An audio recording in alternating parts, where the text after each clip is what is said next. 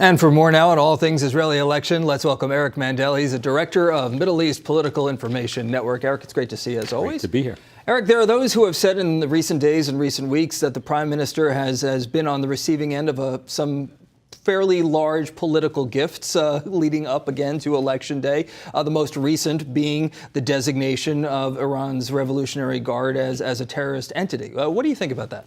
I'm going to differ on that. Okay. And the reason is because I go to Congress, I talk as an American about American national security interests, and I think Iran, independent of Israel, though Israel is America's strongest ally in the region, it is an American national security interest, certainly for discussion, but I believe it's not an incorrect decision to designate a army that has basically been part of the world's largest state sponsor of terror for many, many, many years by the State Department. Nobody wants to come out and say those words, we would like regime change, because it sounds like we're going into another Middle East war. But people love to look into the timing. Yes. I'll be conspiratorial. It looks that way. The Golan annexation, could it have waited a few weeks? You have a number of these things. There is no doubt. You saw many billboards with Bibi and Trump on them. And that is one of the things that Bibi is selling, and Bibi's supporters, saying you not only have economic prosperity overall, you have security, but think about all these diplomatic wins. Think of all the presidents, both Democrat and Republican, who made promises that never came through with anything. So this is a guy that I think we should thank. And the Israeli people actually he's very popular with them. And the prime minister, of course, running on his security record in Israel. But let's remember that former General Benny Gantz is no slouch here when it comes to his record. But how do the two differ? And do you believe that this race is in fact as close as some of the polls have said it is? And do you think that, for instance, that Gantz claims that he's within a couple of Knesset seats in terms of victory?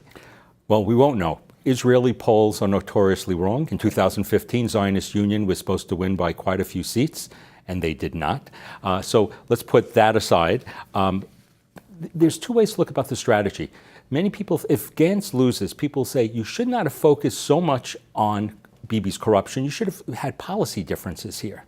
And then on Bibi, he really went after Benny Gantz, but also Gabi Ashkenazi and Boogie Ya'alon as saying they're leftists. And people know that these people are not leftists. In fact, Boogie was actually fired by Ariel Sharon because he was so much against the disengagement. So he's way to the right of Bibi on certain security issues. So people might be tired. The report we just watched was all really about a referendum on Bibi. Right. And that's the biggest issue, which for a country that is facing existential challenges, it shouldn't be about the democratically elected leader.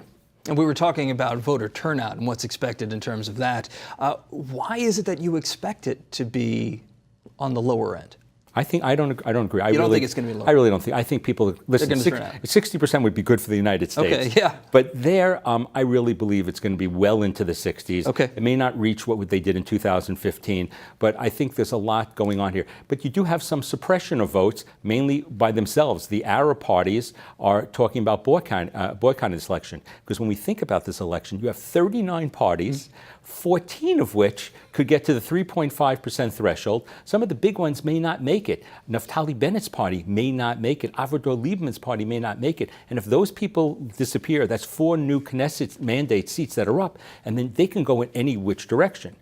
But Benny Gantz, what they think they need, what Lapid has said, his number 2, is that we need to win by at least 5 seats. Because even if Bibi could then form a coalition, he doesn't have the same authority as if he only lost by 1 or 2 seats as he did to Sipney Livni back 10 years ago. All right, Eric Mandel, we have to leave it right there. Thank you so much for being here. Tomorrow we'll know. Yeah, we will. Thanks a lot, Eric.